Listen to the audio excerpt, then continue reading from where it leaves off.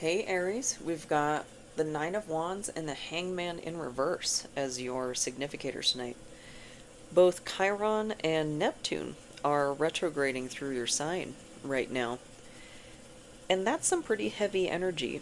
And with this combination, that can be just the uphill battle that refuses to end for whatever reason. And something I'd actually like to get into this reading is something I see that kind of pisses me off in tarot land, and that's a refusal to acknowledge chaos and free will as things that impact your situation. So let's get into it. Let's talk about it. Let's get this first card here. Because oftentimes what I see is a lot of expectation of personal accountability or personal responsibility being able to overtake things like systemic oppression and other people's free will to do what they do, in things that suck. The example that comes to mind is like financial abuse, because that's something that you can experience from multiple angles, from your spouse, from your parents, from your employer, and you can't just high vibrational kumbaya your way out of that. And that kind of thing really irritates me when I see it, because it just, I don't know, a refusal to acknowledge the context and then issue advice. That's not good advice. Hi, kitten. Why do you wait to do this until I start recording? Do you think I'm talking to you? We can talk later. So let's get this first card here. Yeah. Let's see. And yeah, so a lot of the manifestation things that I see, they really do bother me, because a lot of it is rooted in privilege. And before anybody comes after me with torches and pitchforks, privilege is not synonymous with a lack of struggle. It just means there's less in between you and opportunities to get back on your feet. And that's just a generalization that doesn't mean you're guaranteed to have an easier time. And we've got the Seven of Wands here, so that is the Be Still and Know That I Am God card for me, the Psalm 46:10, which has come up quite a few times recently. And we can see in this depiction, this is the Pulp Tarot. It's a man and a woman, and she's clinging to his leg, and he's fighting off all of these wands. And these are the Six of Wands from the previous card that would have been for victory. Wreaths being thrown at him like a jouster. And now he's got to defend his position from potentially like envious people. So maybe you're in a situation where someone is trying to make your life more difficult. Like, it's not just circumstantial, it's somebody actually applying some sort of pressure or force to your life because they want what you have, they don't want you to have what you have for whatever godforsaken reason. Hi, kitten. Can we talk about this later, please? You're very cute. Let's get a second card for a little clarity on what this might entail. Because this is like the surrender card. And not surrender as in, be passive, but the ever so irritating trust the process. Kitten, I hear you.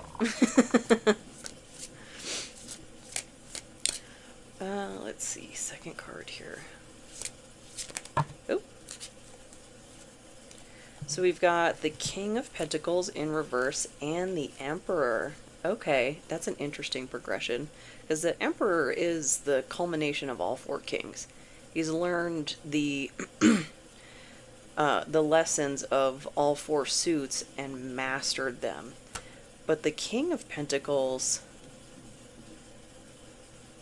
in reverse, this is somebody who's not good with money, with managing their health, like the work-life balance sort of deal.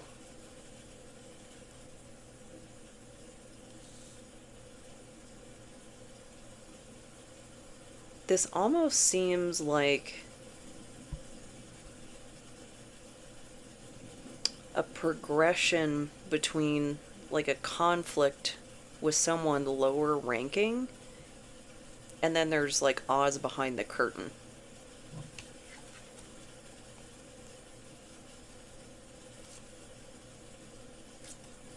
Because let's take the spouse example, like for financial abuse. That could be an instance where like your actual partner is the one who like day to day is being abusive, but at the influence of their parents. The ones that have actually like amassed this family wealth, that are controlling access to it. And I don't know, it could be an expectation that you act a certain way, or don't tarnish the family image or whatever, or we'll stop, bankrolling you or whatever. So it could be anything similar to that. And the tough part about if you are in a financially abusive situation, then you're lacking the resources you need to exit that situation.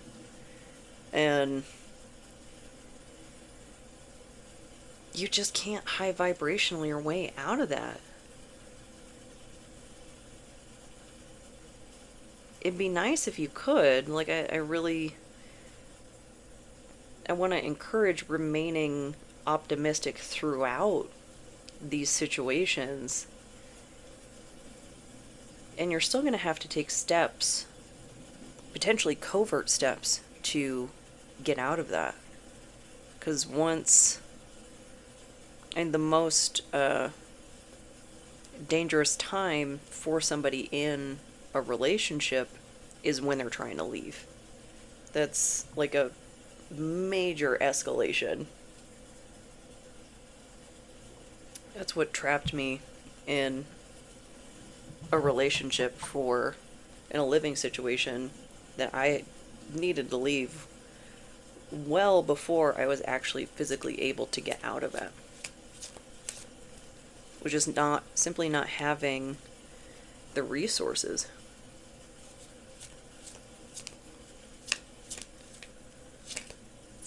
So what? I want to see if we can get the nature of like the King of Pentacles and the Emperor. And that's Aries energy.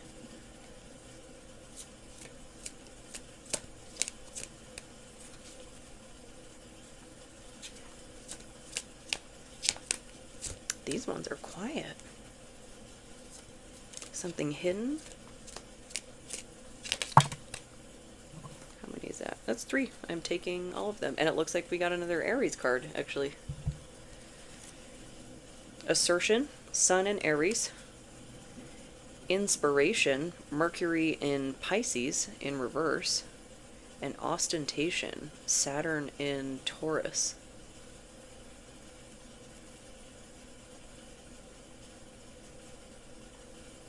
And the Emperor was like hiding behind the King of Pentacles. And like ostentation, I think that's like being fancy. uh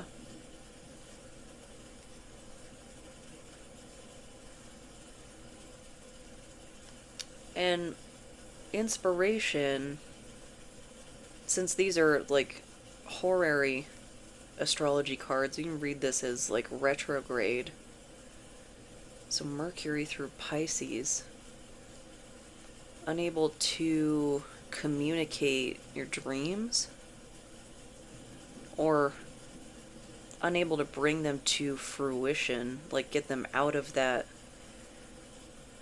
Neptunian realm and ground them into reality.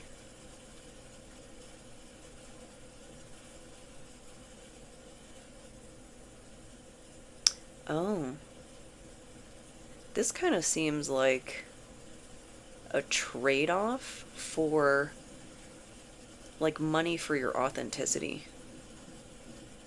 I don't necessarily mean selling out, like I guess it would be that, but it like I'm going back to the family example that like maybe there's an expectation of you converting to their religion, something like that. And if you don't, then resources are withdrawn. Which, I mean, it's their, in this example, you know, it's their money, you know. But consider, like, do you want to get involved in a situation where it's always being hung over your head? Because we all need money. Because capitalism. Like, it's just not, we don't live back in the day, the barter days of, like, the Druids, where we could just go without, you know?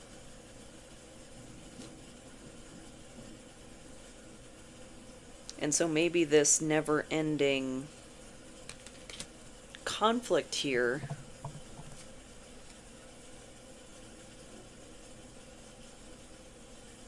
maybe you've been tolerating situations that expect you to sacrifice your authenticity for their comfort.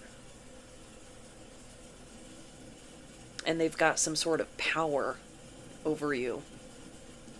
And that, like, fear-based control, that's coercive control.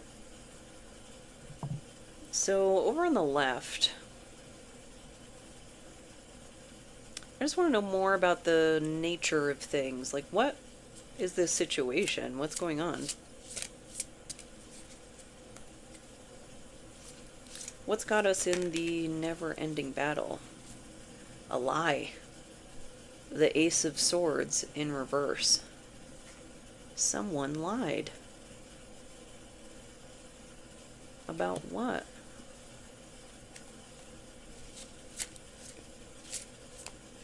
Because the Ace of Swords in upright, that's clarity. And I even have heard, and sometimes even think of, as like the sword of Archangel Michael. That's the, we're done playing around. Like, we are getting to the bottom of things.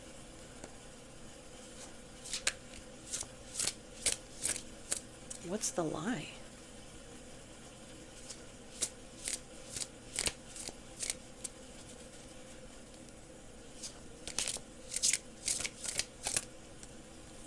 Quiet. There we go. I'm taking out 3.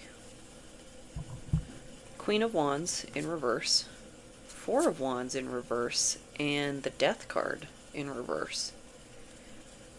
So Queen of Wands in the upright, that's someone who would be very nurturing, maybe even encouraging of creative ideas. This is now the distorted version of that. Someone maybe even wanting to control your creativity, your creative idea. It's coming back to that, like, sellout idea.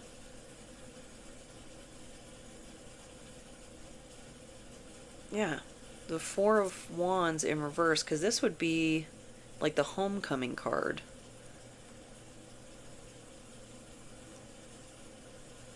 So it's like a contract you didn't read the fine print in. And that is what is creating this aspect of control. Or that I don't feel like that's happened yet.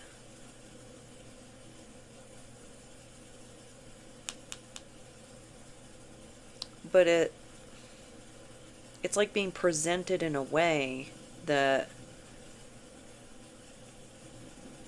like, if you don't sign this contract, like, you'll never find work in this town.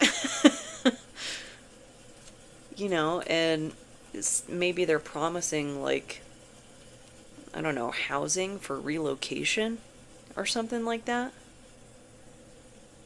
Because I heard growing up, you know, many stories of like companies and stuff that would offer funding for relocation and whatnot. And nowadays, it's like, you're on your own. Like, if you want this, like, it's completely up to you. And best of luck. So just somebody who's really, really controlling. And the Queen of Wands also gets associated to witchcraft a lot because of the black cat. And I'm also just noticing and it could be this deck too, the bias of the art, but these three particular cards, a lot of women. So a lot of feminine energy.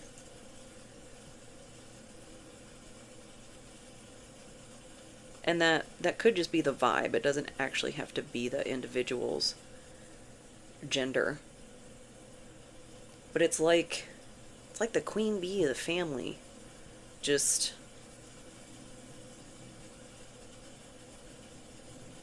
wants to manipulate you. Doesn't like you. Something. But they can't like outright say it. Because either in a business scenario or like you're married to their kid, it's just going to make them seem like the evil stepmom or something like that, you know?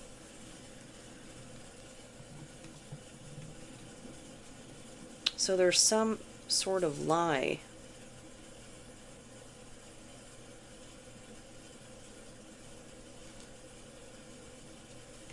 And it could be that, like, they're presenting themselves as the end-all be-all, and they just aren't. You know, like, more opportunities will arise. That could be, like, what's presenting in the cards here, like, high-pressure sales tactics, like the used car salesman. And it could be that if you do engage in some sort of agreement, marriage, business, whatever, based on this, it could prevent change in your life. Like, you could get stuck in a situation for a really, really long time, especially if they're in control of the finances or they somehow gain control of the IP, the intellectual property. So we've got romance here. Venus in Taurus. Another Taurus card. So this could point to a marriage, partnership, whatever.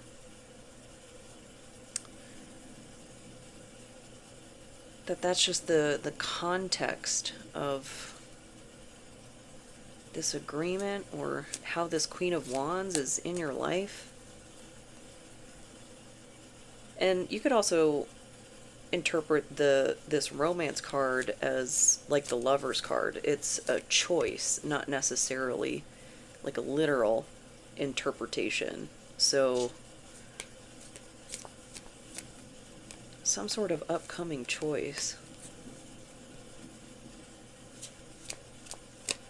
I want one more of these to see if we can get any more detail.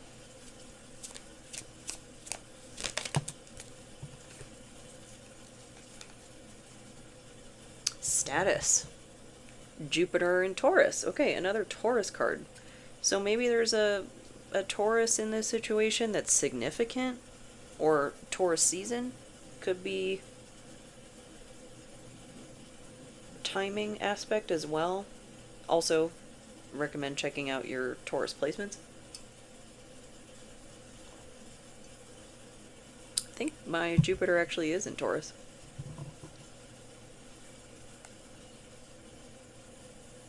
So, status. Interessant.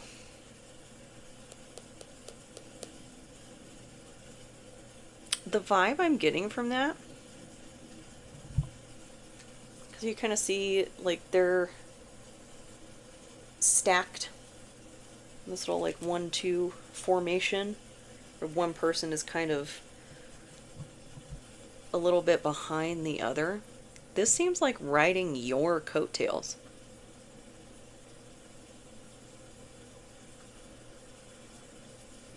Like, there's something going on.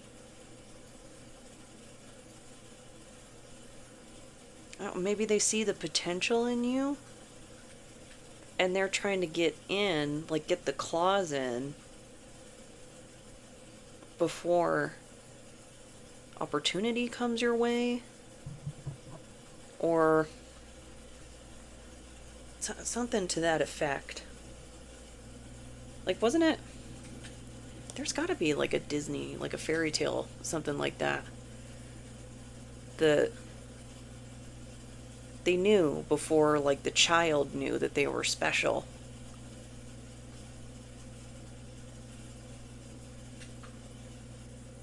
And had some sort of, like, overarching influence on their life. It's almost like putting, I want to say, a false lover in the path. That's really convoluted. But it's like, oh, Shrek. Was it the second one?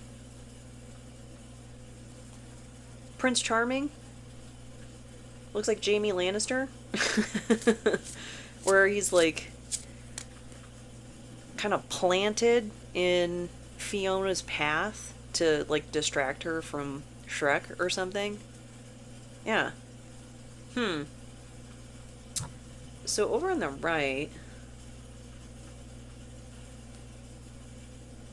what? I want to see behind the curtain. Because they mentioned Oz behind the curtain, the Emperor. What's in the unseen? What can't we see?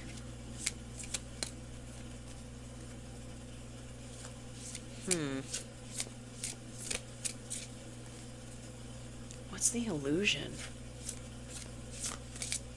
Because that's Neptune retrograde. It's almost like pulling back the curtain. Because retrograde is an illusion. The planets don't actually start going backwards when we're talking about retrograde. It's just a visual. So what's the illusion?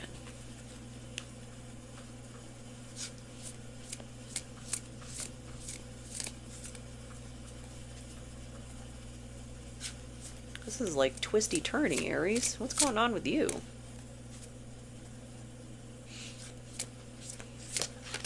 No, no, not quite.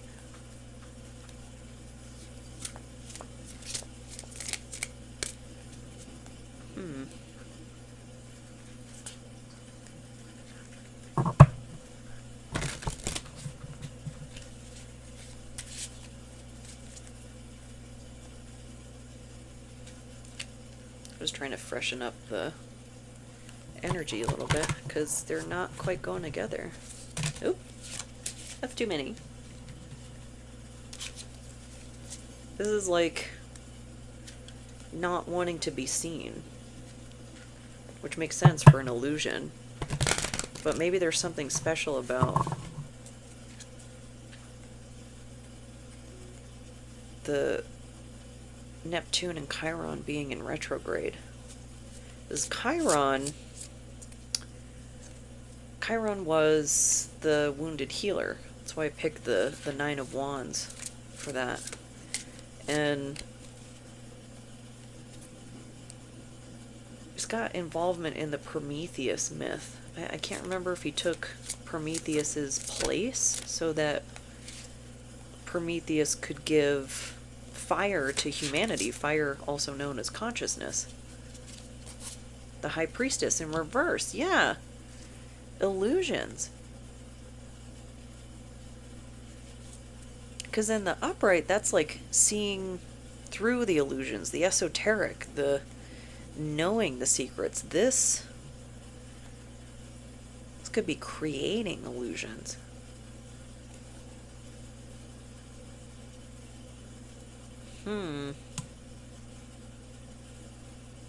Or the illusions aren't working anymore for some reason. Could be that retrograde, the curtain being pulled back.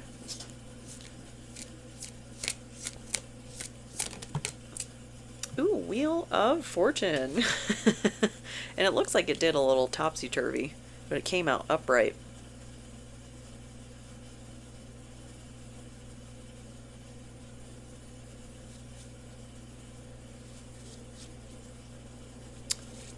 So, if we want to go with the Shrek analogy, and actually I'm just noticing the keys at the bottom of this card here. It's very Hecate. But if you want to keep on the Shrek comparison, the Prince Charming was the illusion because, like, he was insufferable. He was a tool. Yeah. Yeah, gets in. He was a tool. And then Shrek and Donkey and Puss in Boots went and got that potion to make Shrek like Prince Charming. But he wasn't like the Shrek she knew. And that change, it affected her being able to be her authentic self. So, like, had he kept that spell working in place and they both remained as humans rather than ogres, they wouldn't have been being true to themselves. They would have still been together, but it would have been on false pretenses. It's like they had to see past the illusions, learn the lessons, so that they could get their Wheel of Fortune with each other. Let's get another card here. And I'm just looking at the zodiac associations here on the Wheel of Fortune. I was going to say Wheel of Potions. But we've got Leo, Aquarius, looks like Virgo, and Taurus. A lot of Taurus in this.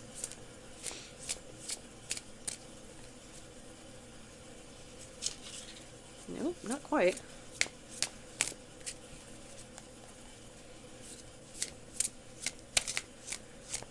Maybe this more information on the illusion. Oh. Actually, I'm going to go with all of those. So, Six of Cups, Eight of Wands reversed, Nine of Cups, and King of Wands reversed. Kitten, must we? Why are you meowing into the abyss?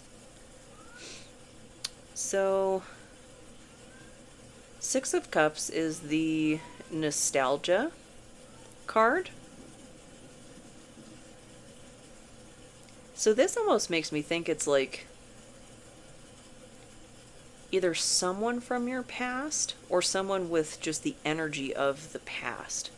Like maybe in the past you would have gone for the Prince Charming. And now you're more interested in compatibility than a pretty face, you know. Not to say a pretty face would be a downside or anything, but it's not like, when you're in your 20s, you're on the prowl, you're not checking out their personality from across the room, right? At the Eight of Wands in reverse, that's a delay. And that can be a delay of a manifestation.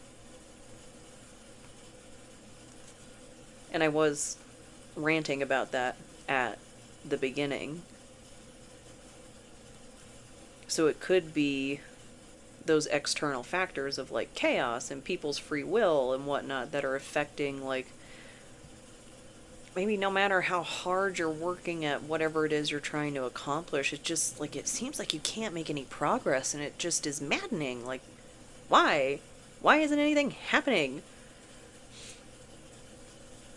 And Nine of Cups is wish fulfillment.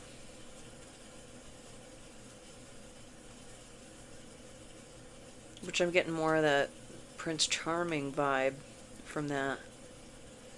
And the King of Wands,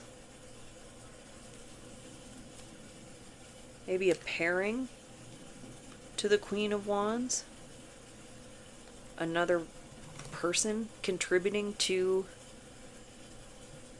this illusion. Because in Shrek, she had both Prince Charming and the fairy godmother to deal with. So there could be more than one person involved. And, in a real world scenario, if you're dealing with family money and whatnot, it could be, both parents, whatever.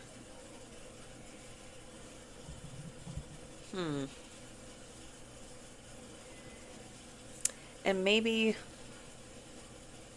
I don't know, maybe somebody involved in this that maybe wanted to ride your coattails or is trying to cast this illusion,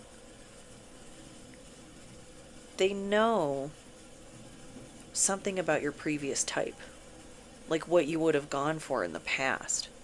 So it's like a match that's intentionally placed upon your path that maybe you would have gone for before. And there's nothing wrong with being attracted to a pretty face. Like, I don't know. It just, what's going on the inside,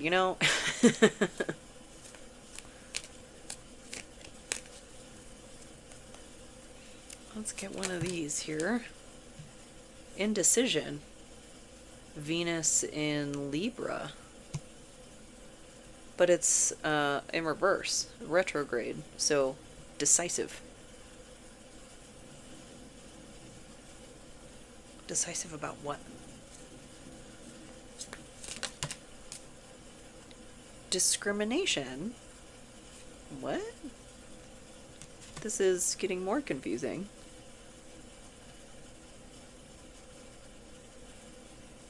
Oh, it's another Venus card. Venus in Virgo.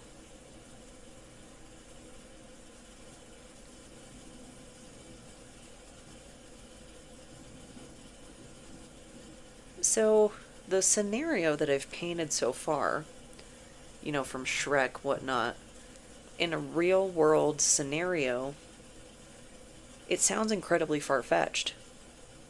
Maybe even a little paranoid. And that the Nine of Wands in reverse, that can be an aspect of that. It's paranoia.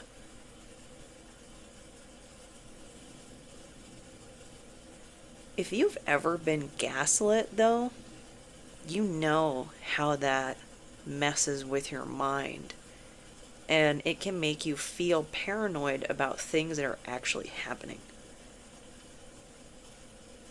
And so maybe you've seen enough, and you're not doubting anymore that someone's trying to pull the wool over your eyes in some sort of aspect. Maybe you don't have like all the precise details, but you've just got enough to go off of to be like, something's wrong. I don't know exactly what it is, but I'm sure something's up. So what should we do then? What should we do about this?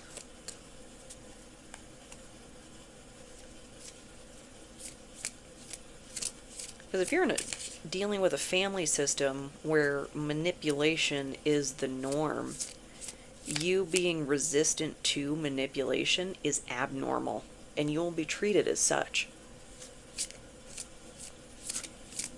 And oftentimes made to feel crazy, because that is not a reality that abusers want to face. Like some of the advice that I see given to people who are dealing with situations like this, people who are highly manipulative and whatnot, like, are you expecting them to just like come clean when people confront them? Because that's kind of what I interpret from some of the advice that's given. Like, you're dealing with a manipulator. It's in the name. But what should we do?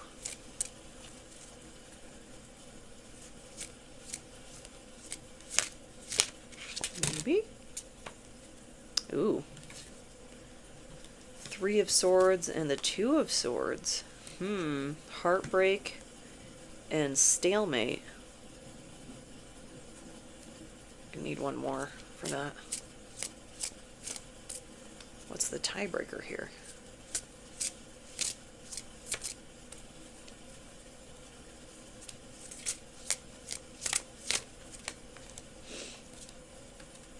And the 2 of Wands.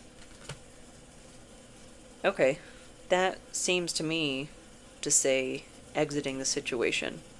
Of course, you're the one that has to make decisions about your life. But if you're in a situation where you're being abused, or you have enough reason to believe that you're being abused, confrontation actually can make this worse. Because that's like what I was referencing when, like, the biggest escalation in a relationship is when one is trying to leave said relationship. So if you know that you're in a tough spot, you're in a troublesome spot, start making that exit plan. And there'll be plenty of people that get up in arms. I've seen them on the interwebs of like, it's so hurtful when people just leave and whatnot. And, if they weren't doing anything harmful, abusive, whatnot, yeah, that can be pretty cold, if they're not doing that. If they are, on the other hand, though, guilt tripping is a thing to be aware of. Because it's going to present in the exact same way as someone who wasn't doing anything wrong. And if someone is mistreating you, you don't owe them an explanation. They might feel entitled to that, and they can get bent.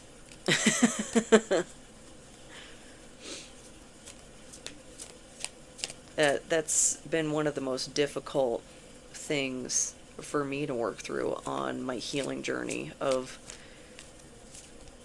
not taking the high road, of just like, you know what, this is harmful to me, I'm out, and then just leaving, just like, nope.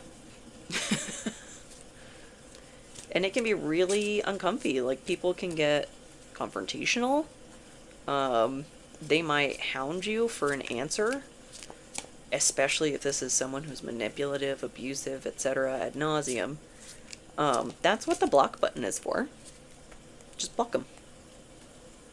And if they get a new number or a Google number or whatever, block that too. Block, block, block. And it might feel bad at the time, And maybe this is someone that you can reconcile with at a later time, and then they can be unblocked, you know? But for your safety, your peace of mind, use the block button at liberty. Or even the do not disturb. Like, there are so many features on newer phones and whatnot that someone else can see when your phone is on, like, do not disturb and notifications are silenced and whatnot. We've got impulsivity, Mars in Aries, that's spicy. And I can't read upside down. Resistance, Mercury in Taurus, another Taurus card. Okay. A lot of material references here. But they came out retrograde.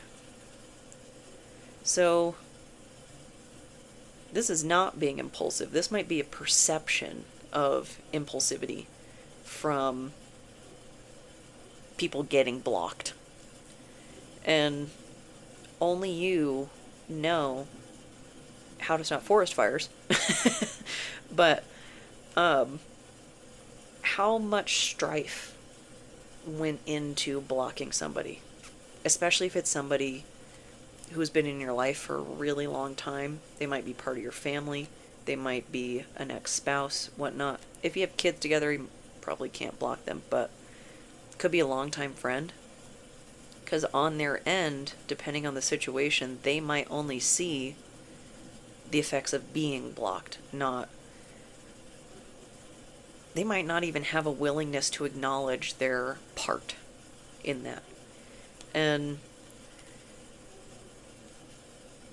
there might be a lot of resistance for you to work through in being willing to walk away. Because it's such a push-pull mind F to have to step away from people you thought you could depend on, from people who you thought cared about you unconditionally, and then you get a load of how they act when nobody else is looking, just like in the cold light of day. That moment of revelation can be really, really painful.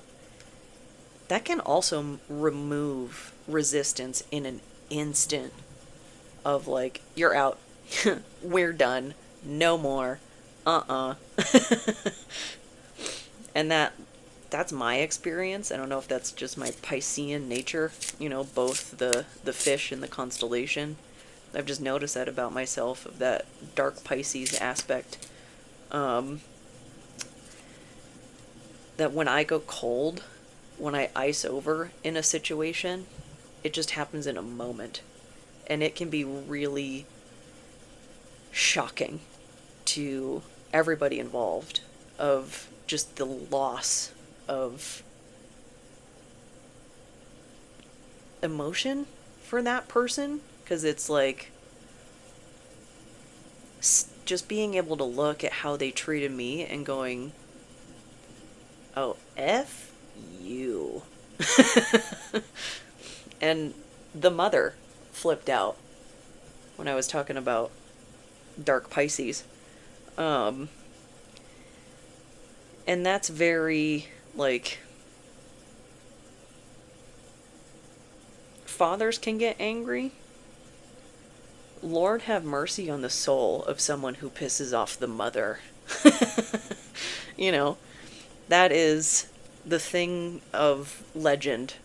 And it can really bring out just this viciousness.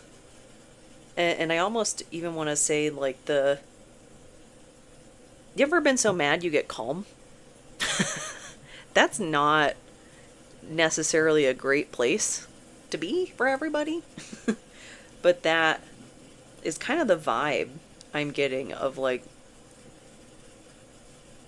we are all business all of a sudden.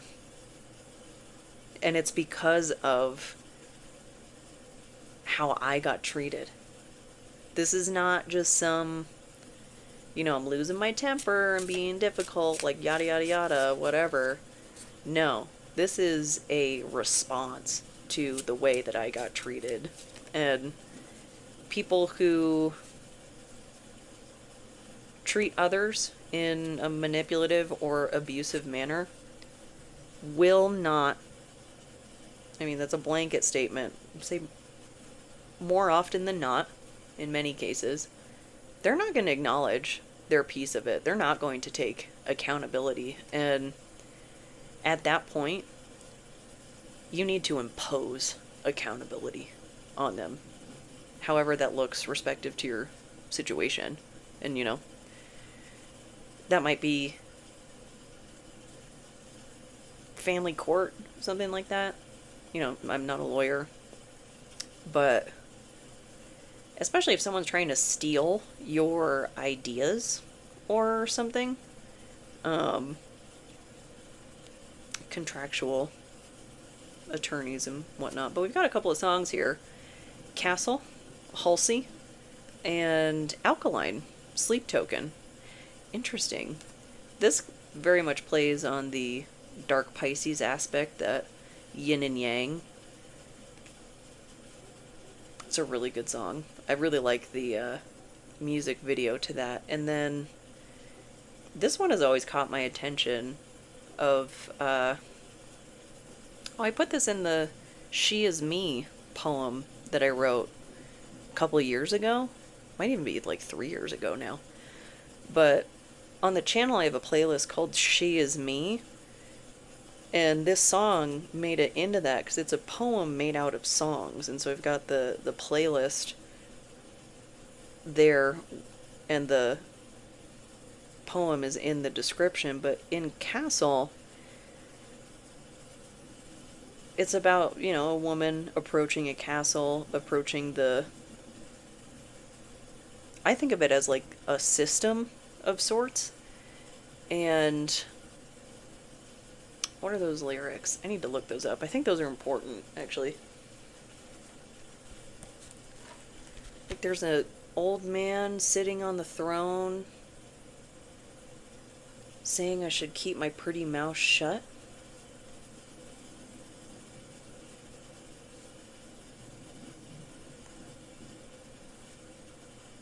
Something like that. 2015.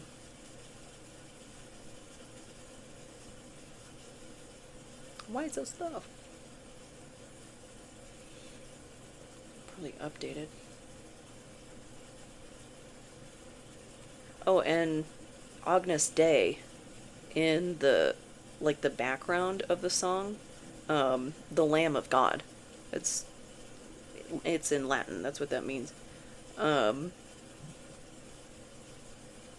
I'm headed straight for the castle. They want to make me their queen. And there's an old man sitting on the throne saying I probably shouldn't be so mean. I'm headed straight for the castle. They've got the kingdom locked up. And there's an old man sitting on the throne saying I should probably keep my pretty mouth shut. Straight for the castle. So, I think an additional comment on somebody maybe potentially trying to ride your coattails. They can see that there's success for you, see your potential, and they want to stop your progression for whatever reason. If it's envy, if it's they're trying to protect their resources, if they just don't want you to have resources, whatever that may be, it just seems like there's some kind of opposition to what you're trying to accomplish. And maybe that archetype of the mother or the dark mother can help you out in this case. So, overall, I hope this helps. I hope this resonates, and if it doesn't, I hope the next one does. Thank you so much.